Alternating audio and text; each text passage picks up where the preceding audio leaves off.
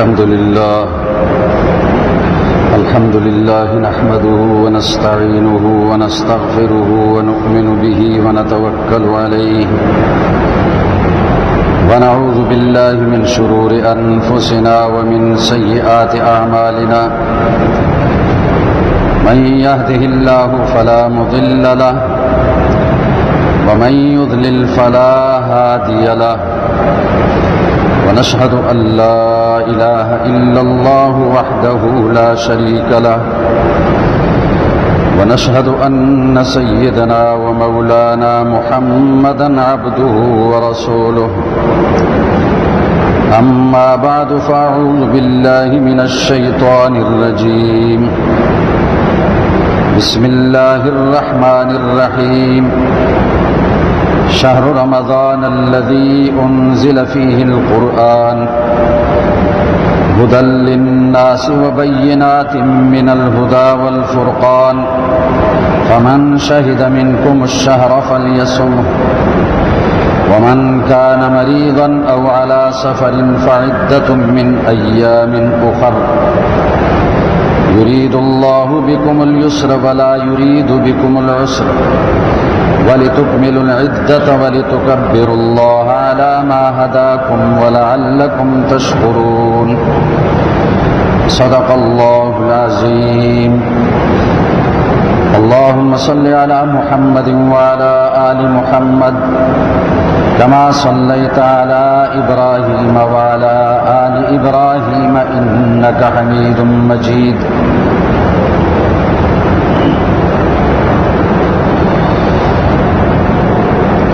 رمضان المبارک کا دوسرا جمعۃ المبارک ہے۔ اللہ تبارک و تعالی نے امت محمدیہ پر خصوصی انعام فرمایا اور عظیم انعامات سے نوازا۔ نبی کریم صلی اللہ علیہ وسلم کی امت میں ہمیں پیدا کیا، جبکہ سابقہ بعض انبیاء علیہم السلام نے اللہ سے یہ دعا مانگی اور یہ تمنا کی کہ ان کو امت محمدیہ میں پیدا کیا جائے۔ تو نبی کریم صلی اللہ علیہ وسلم کی امت میں اللہ تعالیٰ نے ہمیں پیدا کیا، یہ بھی ایک عظیم انعام ہے۔ پھر اللہ نے ہمیں کتاب وہ عطا فرمائی جو اللہ کا کلام ہے۔ سابقہ آسمانی کتابیں اللہ کا کلام نہیں، اور قرآن اللہ کا کلام ہے، اللہ کی باتیں ہیں۔ پھر ہمیں اللہ نے یہ رمضان کا مہینہ عطا فرمایا، یہ بھی ایک عظیم انعام ہے۔ ماہ رمضان کی متعدد خصوصیات ہیں، فضائل ہیں، جو مختلف احادیث میں نبی کریم صلی اللہ علیہ وسلم نے بیان فرمائی ہے۔ یہ مہینہ بھی اللہ کی طرف سے ایک انعام ہے، اس نعمت کی قدر کرنی چاہیے، اس نعمت سے فائدہ اٹھانا چاہیے۔ اس ماہ رمضان کی خصوصیات، پہلی خصوصیت اس کی یہ ہے جو اسی آیت میں مذکور ہے، شہر رمضان الذی انزل فیہ القرآن۔ اس مقدس مہینے میں اللہ نے اپنا کلام، اپنی مقدس کتاب اتاری ہے، قرآن اتارا ہے۔ قرآن مجید لوح محفوظ سے آسمان دنیا پر اللہ نے ایک رات میں اتارا ہے، اور وہ لیلۃ القدر ہے، اور وہ اسی مبارک مہینے میں ہے۔ پھر آسمان دنیا سے اس زمین پر اللہ تعالیٰ نے 23 سالوں میں قرآن مجید کو تھوڑا تھوڑا اتار کر مکمل فرمایا۔ یہ ایک عظیم خصوصیت ہے کہ اس مہینے میں اللہ نے قرآن اتارا۔ دوسری خصوصیت، نبی کریم صلی اللہ علیہ وسلم نے فرمایا اذا دخل رمضان فتحت ابواب الجنہ، ماہ رمضان شروع ہوتے ہی جنت کے سارے دروازے کھول دیے جاتے ہیں۔ تیسری خصوصیت فرمایا اغلقت ابواب جہنم، ماہ رمضان شروع ہوتے ہی جہنم کے دروازے بند کر دیے جاتے ہیں۔ چوتھی خصوصیت فرمایا نبی کریم صلی اللہ علیہ وسلم نے صفدت الشیاطین وفی روایت صفدت مردۃ الجن، شیاطین بند کر دیے جاتے ہیں، جنات، سرکش جنات کو زنجیروں میں جکڑ لیا جاتا ہے، شیاطین بند کر دیے جاتے ہیں۔ پھر وہ اس مبارک مہینے میں لوگوں کو اس طرح گمراہ نہیں کر سکتے جس طرح دوسرے مہینوں میں شیاطین لوگوں کو گمراہ کرتے ہیں۔ پانچویں خصوصیت فرمایا فتحت ابواب الرحمہ، رحمت کے دروازے کھول دیے جاتے ہیں۔ اللہ کی رحمت ویسے بھی بے انتہا ہے۔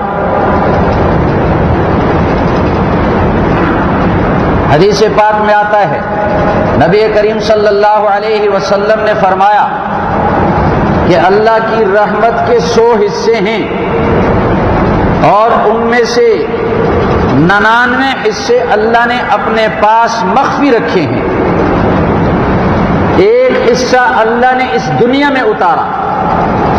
اللہ کی رحمت کا 100واں حصہ اس دنیا میں اللہ نے اتارا، اور اسی کی وجہ سے لوگ آپس میں ایک دوسرے پر شفقت کرتے ہیں، رحم کرتے ہیں۔ ماں اپنے بچوں پر شفقت کرتی ہے، پرندے بھی اپنے بچوں پر شفقت کرتے ہیں۔ یہ اللہ کی رحمت کے 100ویں حصے کا کرشمہ ہے کہ جو اللہ تعالیٰ نے تمام مخلوق کے درمیان تقسیم کر دیا ہے، ہر مخلوق کو اس کا ذرہ ذرہ پہنچا ہے۔ یہ تو ایک حصے کا اثر ہے، 99 حصے اللہ نے اپنے پاس مخفی رکھے ہیں۔ فرمایا قیامت کے دن اللہ تعالیٰ ان 99 حصوں کے ساتھ وہ ایک حصہ بھی ملا دے گا جو اللہ نے دنیا میں تقسیم کیا، اور یہ 100 حصے پورے کر دے گا۔ اللہ تعالیٰ اپنے ایمان والے بندوں پر یہ رحمت نازل فرمائے گا۔ لیکن اس مہینے میں خصوصی طور پر رحمت کے دروازے کھول دیے جاتے ہیں۔ چھٹی خصوصیت فرمایا اولہ رحمت و اوسطہ مغفرۃ و آخرہ عتق من النار، اللہ تعالیٰ نے اس مہینے کو 3 حصوں میں تقسیم کر دیا، 3 عشرے ہیں اس کے۔ فرمایا اس کا پہلا عشرہ رحمت، وہ اللہ کی رحمت کے نازل ہونے کا عشرہ ہے جو ابھی ختم ہونے والا ہے۔ وَأَوْسَطُهُ مَغْفِرَةٌ، اور اس کا درمیانہ عشرہ، دوسرا عشرہ وہ مغفرت اور بخشش والا عشرہ ہے، اس میں اللہ تعالیٰ اپنے بندوں کی مغفرت فرماتا ہے۔ اور تیسرا عشرہ وَآخِرُهُ عِتْقٌ مِّنَ النَّارِ، آخری عشرہ جہنم کی آگ سے خلاصی کا عشرہ ہے، اس میں اللہ تعالیٰ اپنے بندوں کو جہنم کی آگ سے خلاصی نصیب کرتا ہے۔ یہ بھی اس مبارک مہینے کی خصوصیت ہے۔ 7ویں خصوصیت اس مبارک مہینے کی فرمایا وَلَخَلُوفُ فَمِ الصَّائِمِ أَطْيَبُ عِندَ اللَّهِ مِنْ رِيحِ الْمِسْكِ، وَلَخَلُوفُ فَمِ الصَّائِمِ أَطْيَبُ عِندَ اللَّهِ مِنْ رِيحِ الْمِسْكِ، جب اس مبارک مہینے میں بندہ مومن روزہ رکھتا ہے اور معدہ اس کا خالی ہو جاتا ہے، معدہ خالی ہونے کی وجہ سے، کچھ نہ کھانے پینے کی وجہ سے اس کے منہ سے بدبو جاتی ہے، اس کے قریب کوئی آدمی بیٹھ جاتا ہے اس کو بدبو پہنچتی ہے، لیکن نبی کریم صلی اللہ علیہ وسلم نے فرمایا اس بندہ مومن روزے دار کے منہ کی بدبو اللہ کے نزدیک مشک سے بھی زیادہ پسندیدہ ہے۔ مشک سب سے زیادہ قیمتی خوشبو، فرمایا اللہ کے نزدیک مشک سے بھی زیادہ پسندیدہ ہے، اور یہ بدبو منہ سے نہیں آتی بلکہ معدے سے اٹھتی ہے۔ اس لیے رمضان کے مہینے میں مسواک کا استعمال کرنا اسی طرح سنت ہے جس طرح باقی مہینوں میں مسواک کا استعمال کرنا سنت ہے۔ مسواک سے دانتوں کی صفائی ہوتی ہے، منہ کی بدبو دور ہوتی ہے، لیکن روزے دار کے منہ سے جو بدبو آتی ہے وہ معدے سے اٹھتی ہے۔ 8ویں خصوصیت، نبی کریم صلی اللہ علیہ وسلم نے فرمایا للصائم فرحتان، فرحت عند فطرہ وفرحت عند لقاء ربہ، جو بندہ مومن روزہ رکھتا ہے اس کو 2 خوشیاں نصیب ہوتی ہیں۔ ایک خوشی دنیا میں جب افطاری کا وقت ہوتا ہے اور افطاری کا سامان سامنے تیار ہوتا ہے اور دن بھر اس نے روزہ رکھا ہوا ہوتا ہے، اس وقت خوشی اس کو ہوتی ہے۔ اور دوسری خوشی فرحت عند لقاء ربہ، جب کل قیامت کے دن اپنے رب سے ملے گا اس وقت جو خوشی ہوگی وہ اس سے بھی بڑی خوشی ہوگی۔ اس ماہ مبارک کی خصوصیات، 9ویں خصوصیت اس مبارک مہینے کی، نبی کریم صلی اللہ علیہ وسلم نے فرمایا ان الجنت لتزخرف لرمضان من رأس الحول الى حول قابل۔ جب سال شروع ہوتا ہے رمضان کے مہینے کے بعد، جب سال شروع ہوتا ہے، سال کے شروع ہونے سے لے کر رمضان کے آنے تک، ماہ رمضان کی آمد تک 11 مہینے جنت آراستہ کر دی جاتی ہے، جنت خوبصورت بنائی جاتی ہے۔ اللہ فرشتوں کو حکم دیتا ہے جنت کو خوبصورت بناؤ، تاکہ میرے مومن بندے اس جنت کی نعمتوں کو دیکھ کر اس کے لیے تیاری کریں۔ جنت خوبصورت بنائی جاتی ہے ماہ رمضان کے لیے۔ جیسے کسی معزز مہمان کی آمد پر راستے خوبصورت بنائے جاتے ہیں، کمرے سجائے جاتے ہیں، مکانات آراستہ کیے جاتے ہیں، اسی طرح اس مبارک مہینے کی آمد کے لیے پورے سال جنت خوبصورت بنائی جاتی ہے۔ 10ویں خصوصیت، نبی کریم صلی اللہ علیہ وسلم نے فرمایا اذا كان اول يوم من رمضان هبت ريح تحت العرش من ورق الجنة على الحور العين فيقولن يا ربنا اجعل لنا من عبادك ازواجا تقر بهم اعيننا وتقر اعينهم بنا۔ فرمایا جب رمضان کا پہلا دن ہوتا ہے، رمضان کا مہینہ شروع ہوتا ہے، اللہ کے عرش کے نیچے جو جنت ہے اس جنت کے پتوں سے ہوا اٹھتی ہے، وہ ہوا جنت کی حوروں پہ لگتی ہے تو جنت کی حوریں یہ گانا شروع کر دیتے ہیں اور اللہ سے دعا مانگتے ہیں اے ہمارے پروردگار اپنے بندوں میں سے ہمارے لیے ایسے شوہروں کو مقرر کر دے کہ جن کی آنکھیں ہمیں دیکھ کر ٹھنڈی ہوں گی اور ہماری آنکھیں ان کو دیکھ کر ٹھنڈی ہوں گی۔ یہ گانے کا لفظ جو میں نے ذکر کیا، آپ اس سے یہ نہ سمجھے دنیا کا گانا ہے، دنیا کا گانا حرام ہے۔ حدیث پاک میں آتا ہے نبی کریم صلی اللہ علیہ وسلم نے فرمایا کہ یہ گانا، موسیقی کی آوازیں جو کان میں پڑتی ہیں یہ دل کے اندر منافقت کا بیج بوتی ہیں۔ جیسے پانی کھیت کو سیراب کرتا ہے، یہ گانے منافقت کی بیج بوتے ہیں دل کے اندر۔ دنیا کے گانے سننا حرام۔ اور جنت میں اللہ تعالیٰ ایمان والوں کے لیے گانے کا انتظام فرمائے گا۔ جنت کے پتوں پر جو ہوا چلے گی اس ہوا سے موسیقی کی آواز آئے گی، وہاں کی حوریں گانا گا کر اس جنتی کو خوش کریں گی۔ وہ حوریں اللہ سے دعائیں مانگتی ہیں اے ہمارے پروردگار اپنے بندوں میں سے ہمارے لیے ایسے بندوں کو شوہر مقرر کر دے کہ جن کو دیکھ کر ہماری آنکھیں ٹھنڈی ہوں اور ہمیں دیکھ کر ان کی آنکھیں ٹھنڈی ہوں۔ یہ اس ماہ مبارک کی خصوصیت ہے کہ رمضان کے پہلے دن یہ ہوا چلتی ہے جنت کی، حوروں پر لگتی ہے اور حوریں اللہ سے دعا مانگتی ہیں۔ پھر آگے چلیں، اس ماہ مبارک کی 11ویں خصوصیت، نبی کریم صلی اللہ علیہ وسلم نے فرمایا من تقرب فیہ بخصلۃ من الخیر کان کمن ادى فریضۃ فیما سواہ ومن ادى فریضۃ فیہ کان کمن ادى 70 فریضۃ فیما سواہ۔ نبی کریم صلی اللہ علیہ وسلم نے فرمایا اس مبارک مہینے میں اللہ تعالیٰ اعمال کی قیمت بڑھا دیتا ہے، اعمال کی قیمت بڑھا دیتا ہے، اجر و ثواب بڑھا دیتا ہے۔ فرمایا جو کوئی نفلی عبادت کرتا ہے اس مبارک مہینے میں، اس کو اللہ اتنا اجر و ثواب دیتا ہے جیسے دوسرے مہینوں میں کوئی فرض ادا کرتا ہے۔ اور اس مبارک مہینے میں اگر کوئی فرض عبادت ادا کرتا ہے اس کو اللہ اتنا اجر و ثواب دیتا ہے جیسے دوسرے مہینوں میں 70 فرائض ادا کرتا ہے۔ نفل کی قیمت فرض کے برابر ہو جاتی ہے اور ایک فرض کی قیمت 70 فرائض کے برابر ہو جاتی ہے۔ اعمال کی قدر و قیمت بڑھ جاتی ہے۔ آگے 12ویں خصوصیت، نبی کریم صلی اللہ علیہ وسلم نے فرمایا هو الشہر الصبر، یہ صبر کا مہینہ ہے اور اس کا مشاہدہ سب لوگ کرتے ہیں۔ شہر الصبر، اس کے دو مطلب ہیں۔ ایک مطلب تو یہ ہے کہ اس مہینے میں اللہ اپنے بندوں پر صبر ڈال دیتا ہے، بندے صبر کرنے والے ہوتے ہیں۔ باقی مہینوں میں بے صبری غالب ہوتی ہے اور ہر وقت انسان کا جی چاہتا ہے کھانے پینے کو، لیکن اس مہینے میں اللہ اپنے مومن بندے پر صبر ڈال دیتا ہے۔ اس صبر کا مشاہدہ سب لوگ کرتے ہیں۔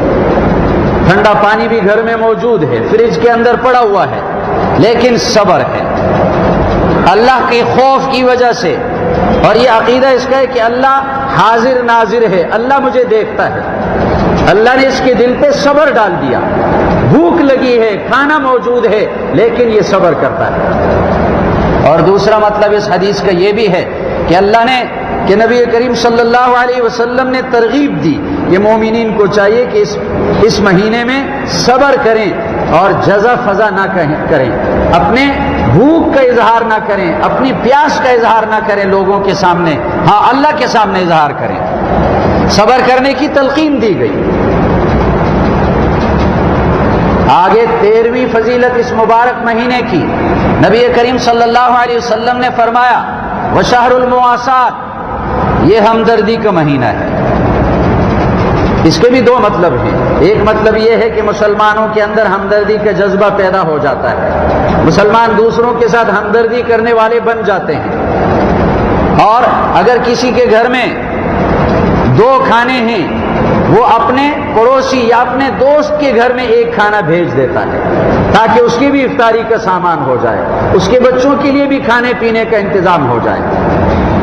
اللہ تعالی ہمدردی بندوں کے دلوں میں ڈال دیتا ہے۔ اور دوسرا مطلب اس کا یہ ہے کہ نبی کریم صلی اللہ علیہ وسلم نے ترغیب دی کہ مسلمانوں کو چاہیے کہ اس مہینے میں وہ زیادہ سے زیادہ لوگوں کے ساتھ ہمدردی کریں، صرف اپنا پیٹ بھرنے کی کوشش نہ کریں، اپنے پڑوسیوں کی بھی خبر لیں، غریبوں کی بھی خبر لیں، مصیبت زدہ لوگوں کی بھی خبر لیں، اور ان کے گھروں کی حالت سے بھی اپنے آپ کو واقف رکھیں، ہمدردی کریں۔ فرمایا شہر المواسات، یہ ہمدردی کا مہینہ ہے۔ آگے 14ویں خصوصیت، فرمایا نبی کریم صلی اللہ علیہ وسلم نے وشہر یزاد فیہ رزق المؤمن، اس مہینے میں مسلمان کی روزی بڑھا دی جاتی ہے، مسلمان کا رزق زیادہ کر دیا جاتا ہے۔ اس کا بھی ہم مشاہدہ کرتے ہیں کہ دوسرے مہینوں میں اگر رات کے کھانے میں ایک قسم کا کھانا ہوتا ہے کسی گھر میں، اس مبارک مہینے میں اسی گھر کے اندر 4-5 قسم کے کھانے ہوتے ہیں۔ اسی طرح سحری کے وقت میں بھی مختلف قسم کے کھانے ہوتے ہیں۔ یہ برکت اللہ کی طرف سے آتی ہے۔ شہر یزاد فیہ رزق المومن، اس میں مسلمان کی روزی بڑھا دی جاتی ہے۔ 15ویں خصوصیت، فرمایا نبی کریم صلی اللہ علیہ وسلم نے من فطر فیہ صائما کان مغفرة لذنوبه وعتق رقبته من النار وكان له مثل أجره من غير أن ينقص من أجره شيء۔ فرمایا کہ جو اس مبارک مہینے میں کسی کو روزہ افطار کرا دے، کسی کو روزہ افطار کرا دے، اس کو 3 انعامات اللہ کی طرف سے ملتے ہیں۔ پہلا انعام یہ ملتا ہے کان مغفرۃ لذنوبہ، اس کے گناہوں کی بخشش ہو جاتی ہے، اس کے گناہ معاف ہو جاتے ہیں، افطاری کرانے والے کے گناہ معاف ہو جاتے ہیں۔ دوسرا انعام وعتق رقبتہ من النار، جو افطاری کرانے والا ہے اس کی گردن اللہ جہنم کی آگ سے چھڑا دیتا ہے۔ تیسرا انعام وکان لہ مثل اجرہ، اس افطاری کرانے والے کو اس روزے دار کے برابر اجر و ثواب ملتا ہے. جتنا اجر و ثواب روزہ رکھنے والے کو ملتا ہے اتنا اجر و ثواب افطار کرانے والے کو ملتا ہے. لیکن آگے ساتھ یہ بھی فرمایا من غیر ان ينقص من اجری شیء، روزے دار کے اجر و ثواب میں کوئی کمی نہیں آئے گی، اس کا اجر و ثواب اپنی جگہ پورا ہوگا، اور افطار کرانے والے کو اللہ اپنے خزانوں سے اجر و ثواب عطا کرے گا. اس میں اس بات کی طرف بھی اشارہ فرما دیا کہ کوئی روزے دار یہ نہ سمجھے کہ اگر میں دوسرے کی کھجور پہ افطار کروں گا اور دوسرے کے کھانے پہ افطار کروں گا تو میرا اجر و ثواب تو وہ لے جائے گا، میرے لیے کیا بچے گا، یہ نہ سمجھے. وہ بھی سخاوت کرے، اگر کوئی اس کو افطاری دیتا ہے تو اس کی افطاری لے لے اور اس پر روزہ افطار کر دے. اس کے روزے میں اس کے اجر و ثواب میں کوئی کمی نہیں آئے گی. اور حسد بھی نہ کرے کہ میں کیوں اس کو روزے کا اجر و ثواب دوں، میں اس کے کھجور پہ افطار کروں تو اس کو اتنا اجر و ثواب ملے گا. حسد نہ کرے. اس مہینے میں اللہ بھی سخاوت کرتا ہے اور بندوں کو بھی چاہیے وہ بھی سخاوت کریں، کھانے پینے کے ساتھ بھی سخاوت کریں، مال کے ساتھ بھی سخاوت کریں، اجر و ثواب کے ساتھ بھی سخاوت کریں. ہر بندے کے اندر یہ جذبہ ہونا چاہیے کہ یہ جتنے مسلمان ہیں زیادہ سے زیادہ ثواب کمائیں، زیادہ سے زیادہ نیکیاں کمائیں. اس لیے اس کی افطاری پر روزہ افطار کر دے، اس کو اللہ اجر و ثواب دے گا اپنے خزانوں سے. صحابہ نے پوچھا یا رسول اللہ لیس کلنا نجد ما یفطر به الصائم، یہ افطاری کرانے کا تو اتنا اجر و ثواب ہے، 3 انعامات نقد ملتے ہیں، لیکن ہم میں سے ہر آدمی اس کی طاقت نہیں رکھتا کہ ہم کسی کی افطاری کرا دیں. صحابہ یہ سمجھے کہ افطاری کرانے سے مراد یہ ہے کہ اس کو پیٹ بھر کر کھانا کھلا دے. فرمایا ہم میں سے ہر ایک اس کی طاقت نہیں رکھتا کہ دوسروں کو افطاری کرا دے. نبی کریم صلی اللہ علیہ وسلم نے فرمایا یہ اجر و ثواب اللہ اس کو بھی عطا کرتا ہے جو کسی کو افطار کرا دے دودھ کے ایک گھونٹ پر، پانی کے ایک قطرے پر یا کھجور کے ایک دانے پر، اس کو بھی اللہ اتنا اجر و ثواب عطا کرتا ہے. کھجور کا دانہ اس کو دے دے اور اس کو افطار کرا دے، دودھ کا ایک گھونٹ اس کو پلا کر افطار کرا دے، اس کو اللہ یہ اجر و ثواب عطا کرتا ہے. اور فرمایا کہ جو کسی کو پیٹ بھر کر کھانا کھلا دے، کسی روزے دار کو پیٹ بھر کر کھانا کھلا دے تو اس کو اللہ میرے حوض میں سے ایسا پانی پلائے گا کہ پھر کبھی اس کو پیاس نہیں لگے گی. حوض کوثر میں سے اللہ اس کو پانی پلائے گا. اس ماہ مبارک کی یہ بھی خصوصیت ہے کہ اس میں دوسروں کو روزہ افطار کرانے پر اتنے اجر و ثواب کا وعدہ ہے، اتنے انعامات کا اللہ کی طرف سے اعلان ہے. آگے 16ویں خصوصیت اس مبارک مہینے کی، نبی کریم صلی اللہ علیہ وسلم نے فرمایا الصیام جنۃ، یہ روزہ ڈھال ہے. جب ایک آدمی جہاد کے لیے میدان میں جاتا ہے تو اس کے پاس تلوار ہوتی ہے، ڈھال ہوتی ہے. قدیم زمانے میں یہی 2 چیزیں ساتھ ہوتی تھیں، مجاہد کے پاس ہوتی تھی. تلوار سے دشمنوں پہ حملے کرتا تھا، ڈھال سے دشمنوں کے حملے سے اپنے آپ کو بچاتا تھا. ڈھال بچاؤ کے لیے ہوتی ہے. فرمایا الصیام جنۃ، یہ روزہ ڈھال ہے. کس چیز سے ڈھال ہے؟ دنیا میں یہ روزہ گناہوں سے، معاصی سے، شیطان کی چالوں سے ڈھال ہے، اور اس روزے کے ذریعے سے یہ بندہ گناہوں سے بچ جاتا ہے. اور آخرت میں مرنے کے بعد یہ روزہ اللہ کے عذاب سے ڈھال ہے. یہ روزہ اللہ کے عذاب سے بچانے والا ہے. اسی لیے ایک حدیث میں آتا ہے کہ جب کوئی مسلمان بندہ مر جاتا ہے اور اس کو قبر میں دفن کر دیا جاتا ہے تو اس کے جتنے اعمال ہیں وہ قبر میں اس کا گھیرا ڈال دیتے ہیں. نماز دائیں طرف ہوتی ہے، روزہ بائیں طرف ہوتا ہے. روزہ بائیں طرف کیوں ہوتا ہے؟ اس لیے کہ روزہ ڈھال ہے، ڈھال بائیں ہاتھ سے پکڑی جاتی ہے. نماز اسلحہ ہے، اسلحہ دائیں ہاتھ سے پکڑا جاتا ہے. نماز دشمن پر حملہ کرنے کے لیے اسلحہ ہے، شیطان پر حملہ کرنے کے لیے اسلحہ ہے، زبردست قسم کا اسلحہ ہے. جب غزوہ بدر پیش ہوا اسی ماہ مبارک میں، رمضان کے مہینے میں غزوہ بدر، جس کو قرآن نے یوم الفرقان کہا، ایمان اور کفر کے درمیان فرق کرنے کا دن، حق اور باطل کے درمیان فرق کرنے کا دن۔ 313 مسلمان تھے، 1000 کفار تھے، اور کل حملہ شروع ہونے والا ہے۔ آج رات درمیان میں حائل ہے۔ اس رات میں نبی کریم صلی اللہ علیہ وسلم کا کیا معمول تھا؟ ساری رات نماز اور دعا میں گزار دی۔ نماز پڑھتے رہے، پھر دعا مانگتے رہے، اس لیے کہ نماز ہتھیار ہے۔ ایک عالم گزرے ہیں ملا جیون رحمہ اللہ، انہوں نے کتاب لکھی نور الانوار، ہمارے مدرسوں میں پڑھائی جاتی ہے۔ وہ عالم بھی تھے اور بہت بڑے ولی اللہ بھی تھے، اور اس زمانے کے بادشاہ علماء کی قدر کرتے تھے۔ بادشاہ نے اپنے بیٹے کو ان کے پاس بھیجا تھا کہ ان کو آپ علم سکھائیں، دین سکھائیں۔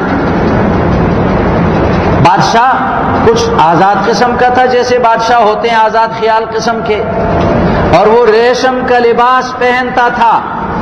جو اصل ریشم ہے اس کے بارے میں نبی کریم صلی اللہ علیہ وسلم نے فرمایا کہ ریشم مردوں کے لیے حرام، عورتوں کے لیے جائز۔ نبی کریم صلی اللہ علیہ وسلم اپنے حجرے سے باہر نکلے، ایک ہاتھ میں ریشمی کپڑے کا ٹکڑا پڑا ہوا تھا، دوسرے ہاتھ میں سونا پکڑا ہوا تھا۔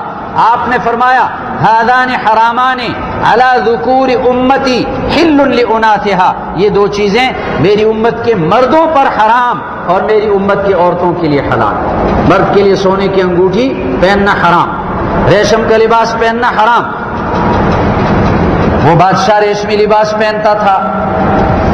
ملا جیون رحمہ اللہ نے اپنے جمعے کے خطبے میں یہ فتویٰ صادر فرمایا کہ مردوں کے لیے ریشم کا لباس پہننا حرام۔ بادشاہ کو خبر ہوئی کہ مولوی صاحب نے تو فتویٰ لگا دیا کہ مردوں کے لیے ریشم کا لباس پہننا حرام۔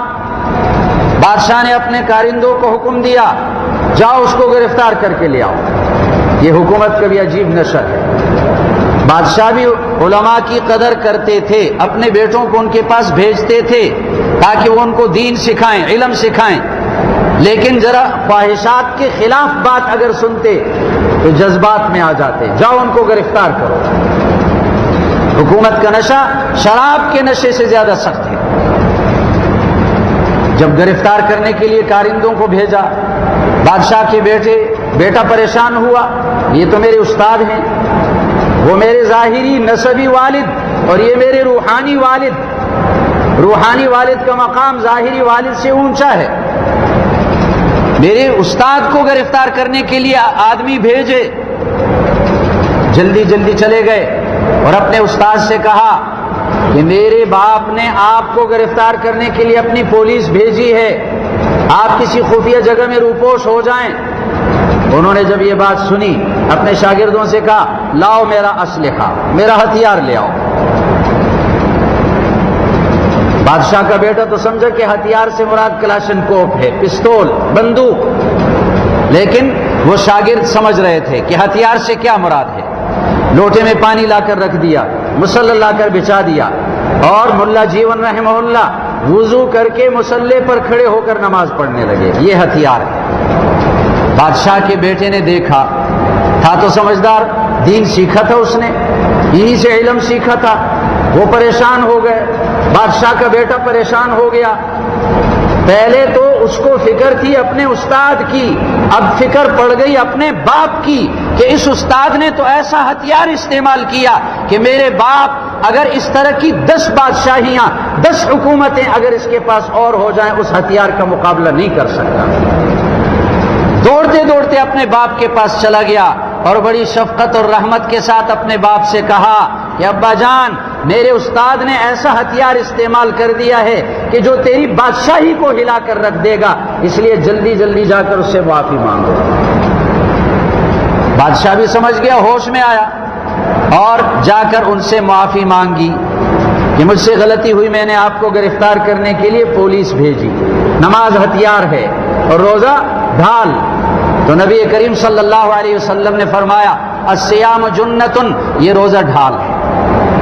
لیکن اسی حدیث کے ساتھ ایک اور جملہ بھی ہے، ما لم یخرقھا، یہ روزہ ڈھال ہے جب تک اس کو پھاڑ نہ دے۔ ڈھال چمڑے کی ہوتی ہے، اور اگر وہ پھٹ جائے تو پھر وہ تیر اور تلوار سے رکاوٹ نہیں بن سکتی، وہ تیر اور تلوار سے رکاوٹ نہیں بن سکتی۔ فرمایا روزہ ڈھال ہے جب تک یہ آدمی اس کو پھاڑ نہ دے۔ پھاڑنے سے کیا مراد؟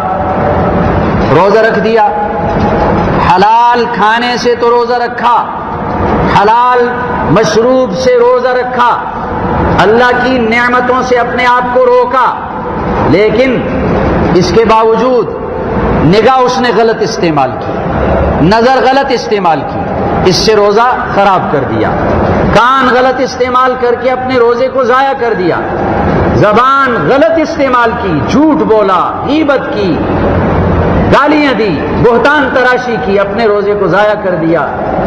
تو روزہ تو اس نے رکھا، ڈھال اپنے لیے تیار کر دی، لیکن اس کو پھاڑ دیا۔ اس لیے نبی کریم صلی اللہ علیہ وسلم نے فرمایا یہ روزہ ڈھال ہے جب تک کہ یہ اس کو پھاڑ نہ دے۔ آگے 17ویں خصوصیت اس ماہ رمضان کی، نبی کریم صلی اللہ علیہ وسلم نے فرمایا فیہ لیلۃ خیر من الف شہر، اس مبارک مہینے میں ایک رات اللہ نے ایسی مقرر کی ہے کہ جو 1000 مہینوں کی عبادت سے افضل ہے۔ 1000 مہینے کتنی مدت بنتی ہے؟ بہت کم لوگ ایسے ہیں جو اتنی عمر پا لیتے ہیں، 80 سے اوپر سال، 80 یا 83 سال مدت ہے۔ فرمایا جو اس ایک رات میں لیلۃ القدر میں اللہ کی عبادت کرے گا 1000 مہینوں کی عبادت کے برابر نہیں کہا، بلکہ اللہ نے فرمایا خیر من الف شہر، 1000 مہینوں کی عبادت سے افضل ہے۔ 1000 مہینوں کی عبادت سے اس کا اجر و ثواب زیادہ۔ یہ بھی اس مہینے کی خصوصیت ہے کہ اس مہینے میں اللہ نے لیلۃ القدر ہمیں عطا فرمائی۔ آگے 18ویں خصوصیت اس مبارک مہینے کی، نبی کریم صلی اللہ علیہ وسلم نے فرمایا کہ جب قیامت کے دن اجر و ثواب ملے گا، اللہ تبارک و تعالی اجر و ثواب فرشتوں کے ہاتھ سے تقسیم کرے گا، اور فرشتوں کو اللہ بتا دے گا کہ کون سے عمل پر کتنا اجر و ثواب ملنا ہے۔ وہ اجر و ثواب فرشتے عطا کریں گے، لیکن جب روزے کی باری آئے گی تو روزے کا اجر و ثواب اللہ اپنے ہاتھ سے خود اپنے بندے کو عطا کرے گا۔ گویا کہ اس میں اس بات کی طرف اشارہ فرما دیا کہ فرشتے روزے کا بدلہ نہیں دے سکتے، روزے کا اجر و ثواب فرشتے نہیں دے سکتے، فرشتوں کو معلوم نہیں کہ روزے کا کتنا اجر و ثواب ہے۔ اللہ فرماتے ہیں کل عمل ابن آدم یضاعف الحسنۃ بعشر امثالها الى 700 ضعف قال اللہ تعالی الا الصوم فانه لي وانا اجزی به۔ اللہ فرماتے ہیں اس نے روزہ میرے لیے رکھا اور روزے کا بدلہ اس کو میں عطا کروں گا۔ یہ رمضان کی خصوصیات، اس مبارک مہینے کی خصوصیات۔ آگے 19ویں خصوصیت، روزے دار کی دعا قبول ہوتی ہے۔ متعدد احادیث میں نبی کریم صلی اللہ علیہ وسلم نے فرمایا روزے دار کی دعا قبول ہوتی ہے۔ ہر وقت روزے دار کی دعا قبول ہوتی ہے، لیکن خصوصی طور پر افطاری کے وقت روزے دار کی دعا قبول ہوتی ہے۔ نبی کریم صلی اللہ علیہ وسلم نے فرمایا ثلاث دعوات یستجاب لہن، 3 دعائیں ایسی ہیں جو ضرور قبول ہوتی ہیں، وہ رد نہیں ہوتی۔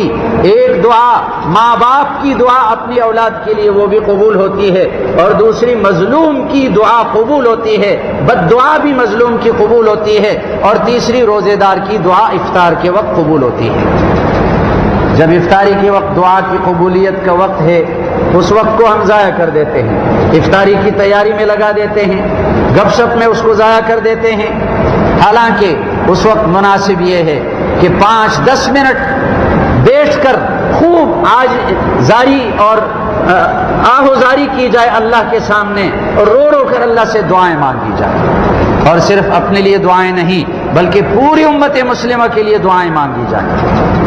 اس مبارک مہینے میں کتنے ملکوں میں مسلمانوں پر ظلم کے پہاڑ ڈھائے جا رہے ہیں۔